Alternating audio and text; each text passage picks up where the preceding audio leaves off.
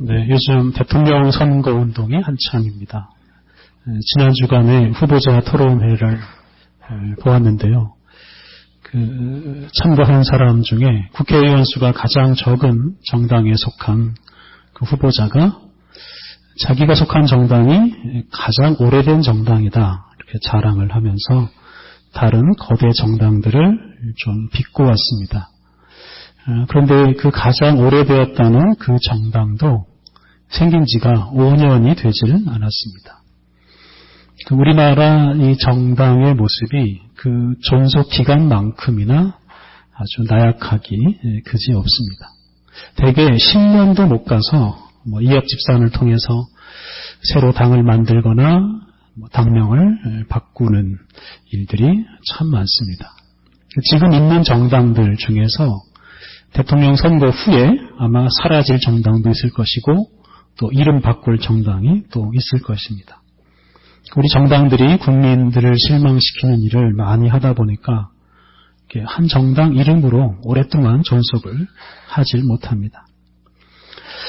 정말 만약에 국민들의 사랑을 정말 많이 받는 그래서 오랫동안 존속하는 정당이 생긴다면 우리나라도 정말로 좋아질 것이라고 생각합니다. 우리 사회에는 이런 정당뿐만 아니라 많은 단체가 있습니다. 돈 벌기 위한 영리단체가 물론 많이 있습니다. 또 친목이나 봉사를 위한 여러 비영리단체들도 많이 있습니다.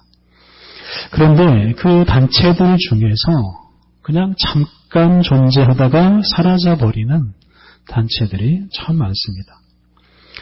우리나라에 이 소위 주식회사, 돈 벌기 위한 회사들이 참 많이 있지 않습니까? 그런데 그 기업들 중에서 100년이 넘은 기업은 10개가 되질 않습니다. 우리나라 기업의 평균 수명은 27년이라고 하는 통계가 있습니다.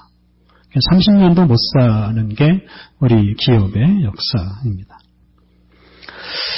단체든 개인이든 뭔가 존속하기 위해서는 에너지라는 게 필요하지 않겠습니까? 기업 같은 경우에 돈이라는 에너지가 계속 공급되어야 존속할 수 있고, 사람은 기본적으로 음식 같은 에너지가 계속 공급이 되어야 생존할 수가 있습니다. 이렇게 개인이나 단체를 계속 존재하게 만드는 이런 에너지가 강하면 강할수록 그 개인이나 단체가 오랫동안 생존할 수가 있습니다. 그런데 이렇게 바깥에서 공급되는 에너지가 많다고 해서 꼭 오랫동안 존속하는 것은 아닙니다. 사람이 밥을 너무 많이 먹으면 오히려 건강이 나빠지는 것처럼 기업들도 너무 많은 돈을 벌면 타락해서 기업가 정신을 잃어버리고 하루아침에 망하는 경우도 있습니다. 사람의 경우에 아무리 좋은 음식이 공급되어도 이렇게 속이 건강하지 않으면, 내부가 건강하지 않으면 아무 소용이 없습니다. 그러니까 개인이든 단체든 내부적으로 건강해야만 오랫동안 존속할 수가 있습니다. 그런데 앞에서 말씀드렸듯이 우리나라 기업의 평균 존속기간이 27년이라는 것에서 추측할 수 있듯이 우리 사회의 단체들의 그 내부 건강이 그렇게 좋지를 못합니다. 설립된 지 1, 2년 만에, 2, 3년 만에 문을 닫는 단체들이 부지기수이고, 오래된 단체들도 내부적인 분쟁이나 어떤 외적인 위기, 타락 때문에 하루아침에 문을 닫는 경우도 많이 있습니다. 우리가 요즘 매주 주보에서 말씀드리듯이 설립 60주년을 기념하는 사업을 구상하고 있습니다. 60년 동안 존속했다는 것, 이거 자체로 사실은 의미 있는 일입니다. 60년 동안 정말 많은 분들의 사랑과 헌신이 있었다는 증거이고, 또 하나님께서 우리와 함께 하신다는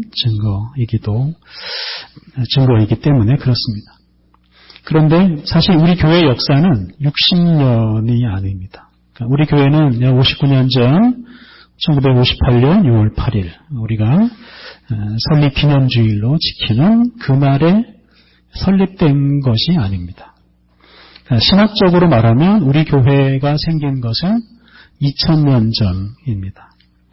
2000년 전에 예루살렘의 다락방에 모인 사람들, 그 사람들이 바로 우리 교회의 시작입니다. 성경에서 말하듯이 이 세상의 교회는 오직 하나입니다. 세계의 여러 지역에 여러 교파, 여러 교단에 속한 교회가 있지만 그 교회가 모두 2000년 전에 예루살렘에 세워진 그 교회의 연장일 뿐입니다. 그래서 예루살렘에 세워진 그 교회가 온 세계로 흩어져서 오늘의 하나의 교회를 이루고 있습니다. 오늘 우리가 주목할 것은 2000년 동안 우리 교회가 이 세상에 존속해 오고 있다는 것입니다. 교회가 특정 지역이나 어떤 특정 민족에 국한되지 않고 온 세계 모든 민족 가운데 자리 잡고 2000년 동안 존속해 왔다는 사실은 우리가 정말로 주목해야 할 일입니다.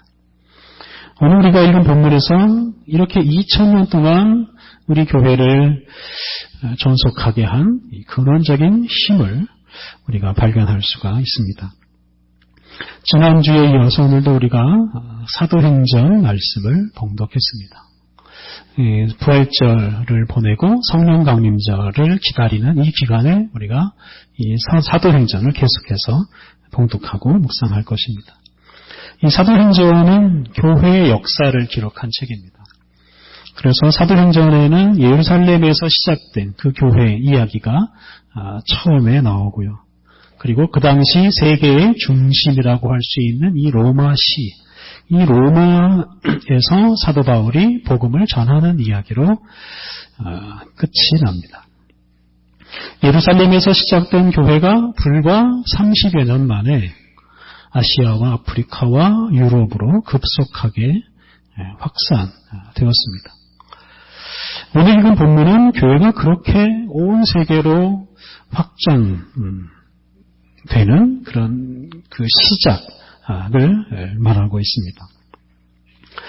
오늘 읽은 이 사도행전 본문은 사도들의 그 설교의 그 마지막 말씀과 이에 대한 청중들의 반응입니다.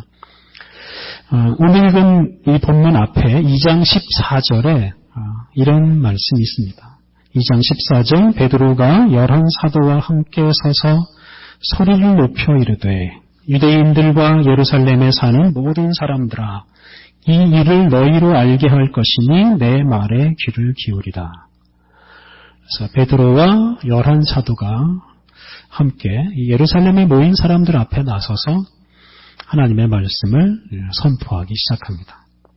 그리고 이 설교가 오늘 읽은 36절에서 끝이 납니다. 우선 우리가 먼저 생각할 것은 사도들이 어떻게 해서 이렇게 예루살렘에 모여든 많은 사람들 앞에서 담대하게 하나님의 말씀을 전할 수 있게 되었는가 하는 것입니다. 예수님께서 십자가에서 죽으신 후에 예수님의 제자들은 다 흩어져 버렸습니다. 그들 중에는 그들이 본래 살던 갈릴리로 내려가서 고기를 잡는 사람들이 많았습니다. 예루살렘에도 사람들이 일부 남아 있었는데요. 그들은 방문을 걸어 잠그고 숨어서 살았습니다. 행여나 예수님처럼 자기들도 십자가에 못 박혀서 죽는 것이 두려워서 이 예수님의 제자들은 사방으로 흩어지고 자기의 고향으로 돌아가고 예루살렘의 종교 지도자들 눈에 띄지 않게 살았습니다. 그러니까 사람들 앞에 나서서 하나님의 말씀을, 예수님을 전하는 것은 상상하기가 어려웠습니다. 근데 이렇게 도망치고 움츠러들어 있던 사람들이 많은 사람들 앞에 나가서 부활하신 예수님을 전하게 되었습니다. 이 기적 같은 일이 어떻게 일어나게 되었는지를 오늘 읽은 이 누가복음 말씀이 우리들에게 말해주고 있습니다. 누가복음을 보면 두 제자가 등장합니다. 한 사람의 이름은 글로바이고 또 한 사람의 이름은 알 수가 없습니다. 이 두 사람은 예수님을 따르던 사람들이었습니다. 아마도 갈릴리에서부터 시작해서 3년 동안 예수님을 따랐을 것입니다. 그런데 이 두 사람은 예수님께서 십자가에서 죽으신 후에 실망해서 더 이상 예수님을 따르질 않습니다. 따를 수도 없다고 생각하였을 것입니다. 그래서 이 사람들은 예루살렘을 떠나버립니다. 예루살렘을 떠나서 엠마오로 가고 있습니다. 아마도 엠마오를 거쳐서 북쪽으로 계속 올라가서 갈릴리로 가려고 하였을 것입니다. 그리고 그 갈릴리에서 본래 자기들이 하던 일을 하며 살려고 했을 것입니다.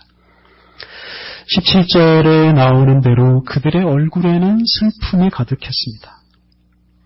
그들을 성령해 주실 것이라고 믿었던 그 예수님께서 십자가에서 허무하게 죽는 모습을 보고 그들은 슬퍼하면서 예루살렘을 떠났습니다. 3년 동안 예수님을 따른 것이 다 헛속으로 변해버렸기 때문에 아주 허탈한 마음으로 예루살렘을 떠났습니다. 앞에서 말한 대로 그들도 유대인 종교 지도자들에게 죽을지도 모르기 때문에 도망치듯이 예루살렘을 떠났습니다. 이렇게 슬프게 그리고 도망치듯 예루살렘을 떠나는 제자들을 우리 예수님께서, 부활하신 예수님께서 찾아가십니다.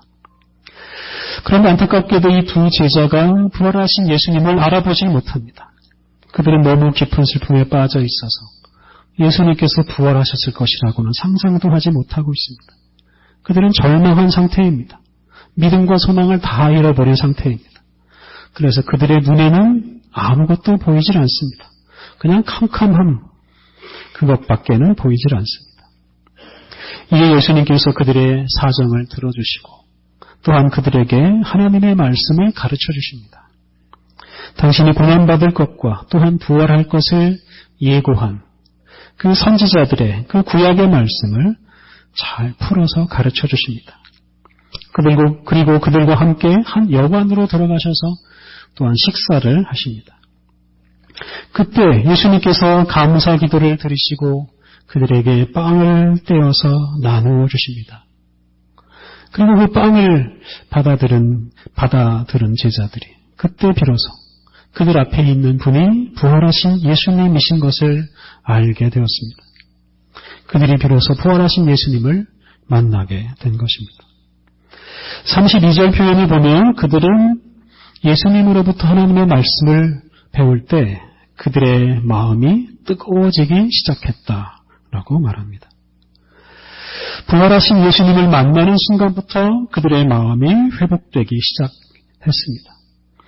예수님을 처음 만났을 때 예수님을 따르면서 가졌던 그 열정을 회복했습니다. 예수님을 따라서 예루살렘에 올라올 때 가졌던 그들의 그 흥분, 감격스러운 마음을 그들이 다시 회복했습니다. 부활하신 예수님을 만나서 뜨거워진 이 제자들은 엠마오로 가던 그 걸음을 멈추고 그때 당장 즉시 예루살렘으로 올라왔습니다. 그리고 이미 부활하신 예수님을 만난 다른 제자들과 합류했습니다. 이렇게 흩어졌던 제자들이 부활하신 예수님을 만난 후에 다시 예루살렘으로 모여들었습니다. 그리고 사도행전 1장, 2장을 보면 이렇게 함께 예루살렘으로 모여든 사람들이 한 곳에 모여서 함께 기도하고 그리고 예수님께서 보내주신 성령으로 충만하게 됩니다. 그런 후에 그들은 예루살렘에 살고 있는 유대인들 그리고 오순절을 맞이해서 예루살렘을 방문한 많은 외국인들에게 다가가서 하나님의 말씀을 전하기 시작했습니다. 예루살렘의 종교 지도자들이 그들을 붙잡아 죽일 수도 있는 위험한 상황이었지만 그들은 두려움 없이 하나님의 말씀을 전했습니다. 그리고 이때 이들이 전한 하나님의 말씀이 바로 처음 전한 하나님의 말씀이 바로 사도행전 2장 14절 이하에 나오는 말씀입니다. 우리가 지난주에 이어서 우리들이 그 설교 말씀 마지막 부분을 오늘 읽었습니다. 사도들의 설교는 이렇게 끝이 납니다. 오늘 본문 36절 그런즉 이스라엘 온 집은 확실히 알지니 너희가 십자가에 못 박은 이 예수를 하나님이 주와 그리스도가 되게 하셨느니라 하니라. 베드로와 열한 사도가 하나님께서 십자가에서 죽으신 예수님을 살리시고 하늘 높이 올리셔서 당신 우편에 앉게 하심으로 이제는 주와 그리스도가 되게 하셨다라고 선언하셨습니다. 여기서 주라는 말은 구약성경의 여호와라는 말과 통하는 말입니다. 사도들은 부활하신 예수님은 천지 만물을 창조하신 하나님이시고 온 세상을 구원하시는 그리스도이시라고 선언했습니다. 지난주에 읽은 32절에 이런 말씀이 있습니다. 이 예수를 하나님이 살리신지라 우리가 다 이 일의 증인이로다. 이 예루살렘에서 처음 전한 이 사도들의 설교의 그 요점은 아주 간단한 겁니다. 예수님이 부활하셨다 하는 것입니다. 십자가에서 죽으신 예수님이 다시 살아나셨다라고 그들은 예루살렘 사람들 앞에서 외쳤습니다. 그런데 그 예수님이 부활하셨다는 증거가 무엇입니까? 그것은 바로 예수님을 만난 사도들 자신들입니다. 우리가 부활의 증인이다 라고 사도들이 선언했습니다. 부활하신 예수님을 만난 사람들은 부활하신 예수님의 증인으로서 부활의 증인으로서 예루살렘에 모여서 예수님을 십자가에 못 박아 죽인 사람들에게 예수님이 부활하셨다라고 선언하셨고 뿐만 아니라 그 부활하신 예수님이 우리의 하나님이시오 우리의 구원자라고 선포하였습니다. 오늘 본문 37절 이하에 이러한 사도들의 설교를 들은 이 사람들의 반응이 나옵니다. 37절 그들이 이 말을 듣고 마음에 찔려 베드로와 다른 사도들에게 물어 이르되 형제들아 우리가 어찌할꼬 하거늘 너희가 십자가에 못 박은 이 예수를 하나님이 주와 그리스도가 되게 하셨다 라고 선포했을 때 그 말씀을 들은 예루살렘 사람들은 양심의 가책을 받고 자신들의 죄를 깨달았습니다. 그리고 어떻게 하면 좋겠느냐고 울부짖었습니다. 그때 베드로가 대답합니다. 38절 베드로가 이르되 너희가 회개하여 각각 예수 그리스도의 이름으로 세례를 받고 죄 사함을 받으라. 그리하면 성령을 선물로 받으리니 회개하고 세례를 받음으로 죄 사함과 성령을 선물로 받으라고 말씀했습니다. 40절을 보면 이런 말씀이 있습니다. 너희가 이 패역한 세대에서 구원을 받으라. 패역한 세대, 현재의 세상을 말합니다. 죄로 인해서 망할 수밖에 없는 사람들이 살아가는 이 시대, 이 세상입니다. 그 끝에는 죽음, 절망이 기다리고 있을 뿐입니다. 그런데 부활의 주님들, 이 제자들이 그 패역한 세대에서 벗어나 구원을 받을 길을 제시합니다. 그것이 바로 부활하신 예수님이십니다. 부활하신 예수님 앞에서 회개하고 죄사함과 성령을 선물로 받을 때 이 패역한 세대에서 벗어나 하나님 나라 백성으로 살아갈 수 있다고 말씀하셨습니다. 부활하신 예수님은 당신을 죽인 사람들에게 보복하시는 분이 아니십니다. 정반대로 그들에게 죄사함과 성령님과 구원을 선물로 주시는 분이십니다.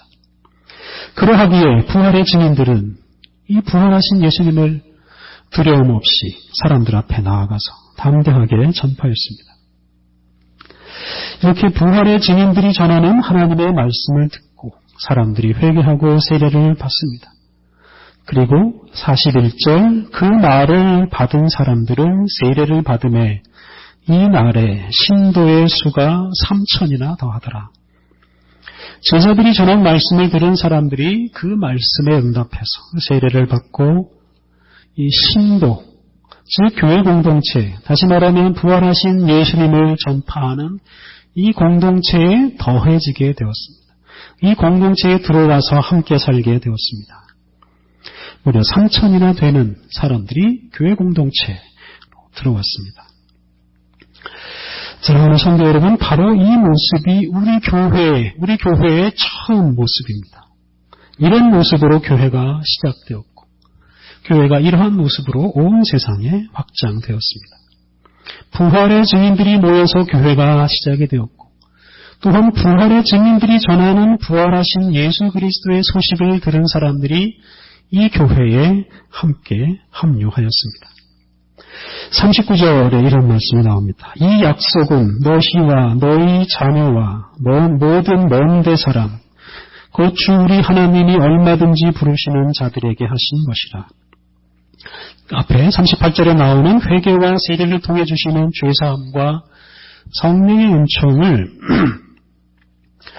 이 은총을 당대 그 시대 사람들뿐만 아니라 그들의 자녀 세대, 그들의 미래 세대에게도 주어지고 또한 예루살렘 사람뿐만 아니라 모든 먼 데 있는 사람, 즉 세계 모든 민족에게 그 은혜가 주어진다고 선포하였습니다. 그래서 이 말씀대로 부활의 증인들은 세대를 이어가면서 부활하신 예수님을 선포했고 또한 온 세상 끝까지 가면서 복음을 전파했습니다. 그래서 세대를 이어가면서 부활하신 예수님이 선포되고 온 세상에 부활하신 예수님이 선포되므로 온 세대와 온 세상이 부활하신 예수님의 은총을 누리게 되었고 오늘 우리들도 바로 그 은혜를 누리고 있습니다. 사랑하는 성도 여러분, 우리 교회가 이렇게 부활하신 예수님을 만난 부활의 증인들로부터 시작이 되었고 또한 우리 교회가 부활하신 예수님께서 베푸시는 이 죄사함과 성령의 은총을 누리면서 패역한 세대의 구원의 은총을 전하며 살아가고 있습니다. 이것이 바로 우리 교회가 2000년 동안 이 세상에 존속해 오고 있는 원동력이고 근원적인 힘입니다. 부활하신 예수님의 능력으로, 부활의 능력으로 우리 교회가 생겼고 이 교회를 통해서 패역한 세대의 구원의 은총이 계속해서 선포되고 있습니다. 그러기에 이 우리 교회, 이 교회 공동체가 예수님께서 부활하셨다는 것에 가장 결정적인 증거가 됩니다. 성도 여러분, 오늘 우리들이 누구입니까? 부활의 증인들이 선포한 부활하신 예수님을 믿고 교회에 합류한 사람들입니다. 2000년 전에 예루살렘에서 회개하고 다른 신도들과 함께 부활의 증인으로 살아간 그 사람들처럼 우리도 부활하신 예수님께서 베푸시는 그 은총을 누리며 우리의 신앙의 선배들처럼 패역한 세대에 하나님의 구원의 은총을 담대하게 전하는 사람으로 살아가고 있습니다. 오늘은 교회력으로 부활절 셋째 주일입니다. 부활절은 7주간 지킵니다. 오늘이 부활절 셋째 주일이니까 앞으로 4주 더 부활절 7째 주일까지 지키고 그 다음에 오는 주일이 바로 성령 강림 주일입니다. 부활절부터 성령 강림 주일까지가 7주간이고요. 정확한 날짜로 하면 50일입니다. 이 50일이 바로 이 부활절을 기념하고 즐기는 기간입니다. 우리 신앙의 선배들은 이 50일, 이 기간을 기쁨의 50일 또는 위대한 50일이라고 불렀습니다. 그래서 우리가 지키는 교회력 중에서 가장 기쁘고 가장 즐겁게 보내는 기간이 바로 지금 우리가 보내고 있는 이 부활절부터 성령 강림절에 이르는 50일입니다. 우리 신앙의 선배들은 이 기간에 하얀 옷을 입고 살았습니다. 날마다 잔치를 벌이면서 기쁘게 살았습니다. 사순절하고는 정반대로 마음껏 먹고 마음껏 마시면서 살았습니다. 죽음과 절망으로부터 우리를 건져주신 부활하신 예수님, 또한 우리로 하여금 부활의 증인이 되게 하셔서 이 패역한 세대의 죄사함과 성령의 은총을 전하게 하시는 이 부활하신 예수님의 은혜를 찬양하며 살았습니다. 그래서 이 절기는 지금 우리가 보내고 있는 이 기쁨의 50일 절기는 우리를 그리스도인 되게 하고 또한 우리를 교회의 구성원이 되게 하신 부활하신 예수님을 다시금 만나고 찬양하는 절기입니다. 오늘 예배 후에 예배당 주변에 봄작물 또 나무를 심으려고 합니다. 여러분 이것도 부활절을 지키는 한 방식이라고 생각하시면 좋겠습니다. 우리 신앙의 선배들은 이렇게 식물이 성장하고 꽃을 피우고 열매를 맺는 가장 아름다운 이 봄, 이 계절의 부활절을 지켜왔습니다. 그 이유가 있습니다. 그것은 우리에게 생명을 주시고 또한 성장하게 하시고 인생의 꽃을 피우게 하시고 인생의 열매를 맺게 하시는 이 부활하신 예수님의 은혜를 좀 더 쉽게, 좀 더 깊이 깨닫게 하기 위해서 그렇습니다. 산과 들에 있는 식물들이 푸른 옷으로 갈아입고 왕성하게 성장하고 있습니다. 부활하신 예수님께서 우리에게 생명을 불어넣으셔서 그 식물들처럼 우리들을 왕성하게 자라게 하시고 또한 꽃을 피우고 열매를 맺게 하십니다. 슬픔과 절망에 빠져서 도망치듯이 어쩔 수 없이 살아가는 그 사람들의 마음을 예수님께서 뜨겁게 해주시고 도망치듯 살게 하시는 것이 아니라 온 세상을 구원하는 사람으로, 온 세상에 구원을 선포하는 사명을 가진 사람으로 살게 해주십니다. 사랑하는 성도 여러분, 우리는 부활하신 예수님의 능력으로 그리스도인이 되었고 온 세상에 구원을 선포하는 교회의 한 구성원이 되게 하셨습니다. 오늘 우리를 그리스도인 되게 하시고 또한 부활하신 예수님의 증인으로 살아가게 하신 분은 바로 부활하신 예수님이십니다. 이 아름다운 계절에 부활절을 지키는 이 절기에 말씀과 성만찬에 있는 이 예배를 통해서 부활하신 예수님의 능력을 충만히 경험하고 또한 부활하신 예수님께서 이루시는 새로운 세상을 기쁘게 바라보고 담대하게 부활의 증인으로 살아가시기를 바랍니다. 함께 기도하시겠습니다. 하나님, 부활하신 예수님을 우리에게 보내셔서 우리의 마음을 뜨겁게 하시고 우리의 믿음을 굳게 하셔서 새롭고 능력 있는 사람으로 세워주시니 감사합니다. 부활하신 예수님을 통해 우리를 교회의 지체로 삼아주시고 이 배역한 세대에 구원하는 복음을 전파하며 살게 하시니 감사합니다. 하나님, 우리가 우리 위에 죽으시고 우리 위에 부활하신 예수님을 우리의 마음 깊이 모시고 살아감으로 우리 교회를 더 아름답고 더 능력 있게 세워가게 하옵소서. 또한 부활하신 예수님을 통해 베푸시는 그 구원의 은총을 슬픔과 절망에 빠진 이 세상에 또한 많은 사람들에게 날마다 전파하며 살게 하옵소서. 예수님의 이름으로 기도드립니다. 아멘.